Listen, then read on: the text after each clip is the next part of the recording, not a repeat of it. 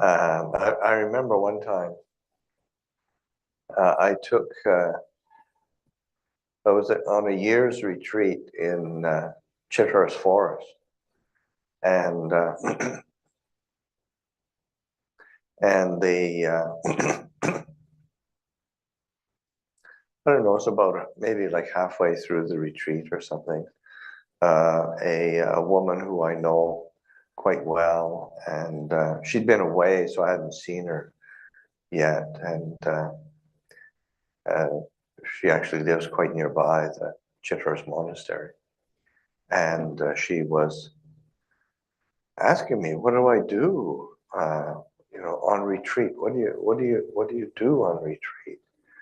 And so I get up in the morning and I do some yoga and exercises, and then I meditate.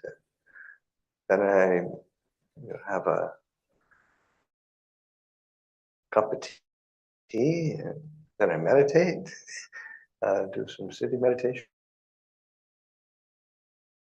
walking meditation. Then I come for the meal, meditate, and do a sitting meditation, walking meditation. I might go for a little walk here or there. Uh, then I'll do some reading. Uh, then I have tea in the afternoon. Then in the evening, I'll do a puja and meditate. And she looked at me and just, and then you realize, well, what boring is when we're not mindful. And so that if you're mindful, then there really isn't space for boredom. The boredom is the mind seeking an object outside, anything just to distract itself. So that being said, I mean, that's it's an ideal situation. So one of the things is at least paying attention to, can you make your distractions a bit more innocent? So that they're somewhat wholesome. You're learning something, um, in terms of what you're reading. It's something that's not, it doesn't have to be the suttas all the time, but at least keeping it so that it's within a bounds of not totally, distracting or leading one to complete fantasy, or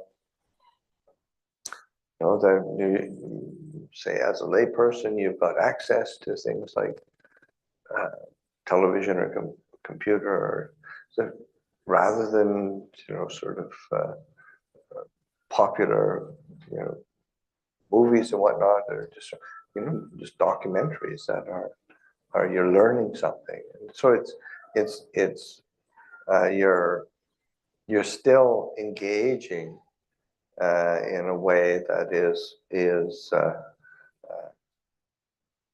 engaging the mind, but it's like more about learning, and it's interesting, and it is, but it's also innocent, and it doesn't leave the mind stirred up or stimulating more desire.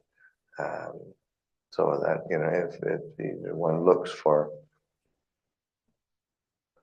depending on one's, you have to recognize your own temperament and see what, if you can sit and walk and read the suttas, that's great.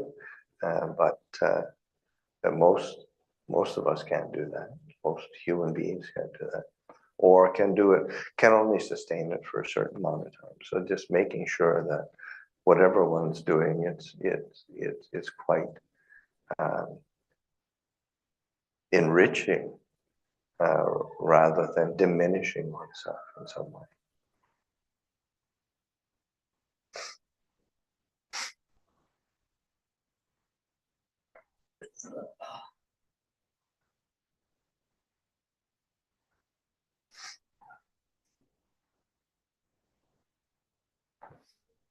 Microphone is there.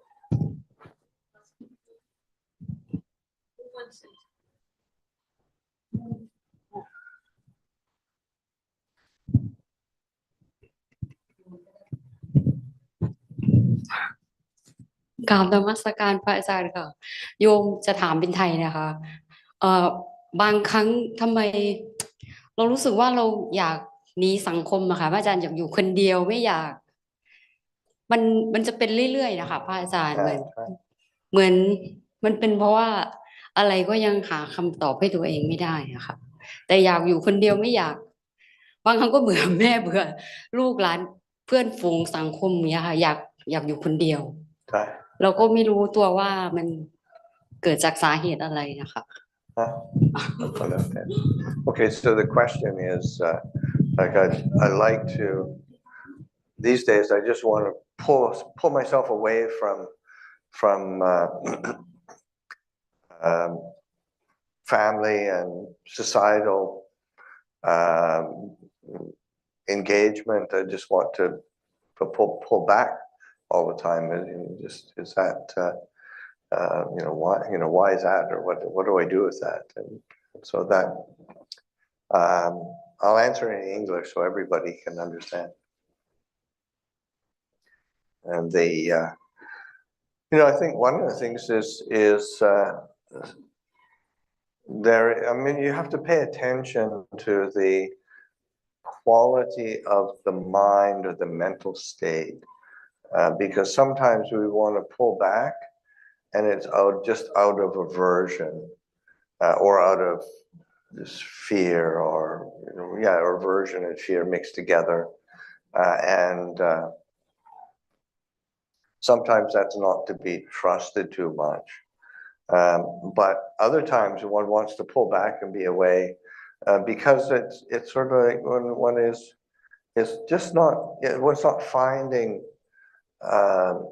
societal contact, engagement with the world around very satisfying. It's not fulfilling. So then one wants to pull back because it isn't fulfilling one. It isn't making one happy. So then one has to actually pay attention to that, because there is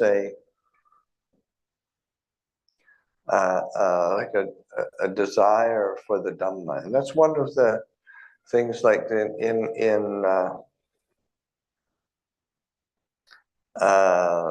desire as a motivator. Like sometimes well, I mean, not sometimes, but the way the Buddha formulated the Four Noble Truths,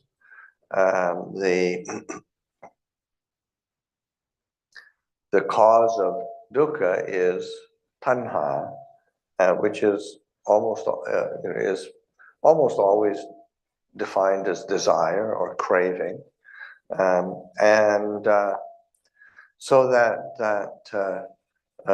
desire is a source of suffering, but also in the Buddha's teaching, there's the teachings on the iddhipadas, the iddhipatsi, the four iddhipadas, which are the four bases of spiritual success.